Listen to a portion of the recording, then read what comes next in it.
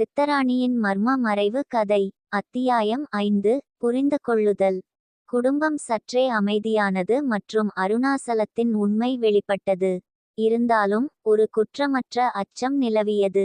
விதாசமன், சித்ராணி மற்றும் அருணாச்சலம் தங்கள் குடும்பத்தின் கடந்தகாலம் பற்றிய உண்மையை முழுமையாக வெளிக்கொணர வேண்டும் என்ற எண்ணத்தில் இருந்தனர்.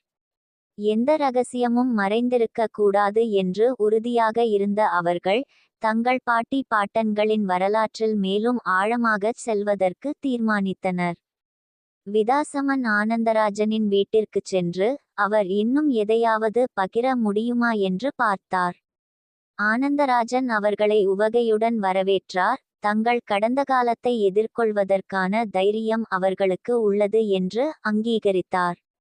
ஒரு இறுதி முள்ளுக்காயை அவர் குறிப்பிட்டார். அவர்களின் பாட்டி அவருக்கு ஒப்படைத்திருந்த ஒரு